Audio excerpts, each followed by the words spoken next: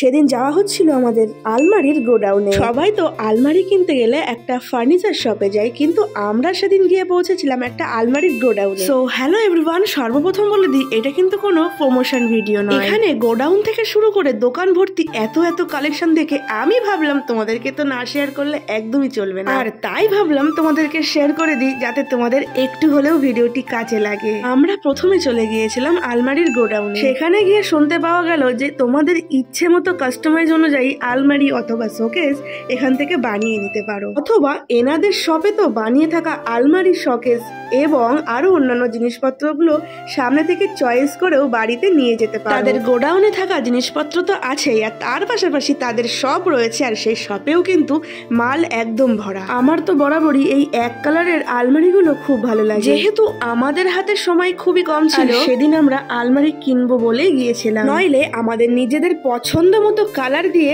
আমরা কিন্তু শোকেস বানিয়ে বাড়িতে নিয়ে যেতাম। এখন তো পুরো ভরপুর বিয়ের সিজন, তবে তোমরা আর দেরি না করে নিজেদের পছন্দ মতো জিনিস নিয়ে গিয়ে নিজেদের ঘর কিন্তু সাজিয়েই নিতে পারো। আর এই ওয়ার্ড্রপটা কিন্তু আমার বেশ ভালোই লেগেছিল। এখানে ওয়ার্ড্রপ পাওয়া যায়, ড্রেসিং টেবিল পাওয়া যায়, সোফা পাওয়া যায়, সমস্ত রকম জিনিসপত্র তোমরা এক ঘরের নিচে পেয়ে যাবে। আর অবশেষে আমরা অনেক ভাবনা চিন্তা করে এই আলমারিটা পারচেস করেছি। মন থেকে বলছি, কোয়ালিটি ও প্রাইসে তোমরা একদম স্যাটিসফাই হবে। এবার তোমরা ভাবছো আমরা এই শপে কি করে যাব? তবে এই শপটি বনগাঁ বাগদা রোডে কলমবাগান বাজারে। ফুল ডিটেলস জানতে হলে আমাকে কমেন্ট করতে পারো। কিন্তু আজকের এই ভিডিওটি তোমাদের কতটা হেল্পফুল হলো সেটা কিন্তু জানাবে।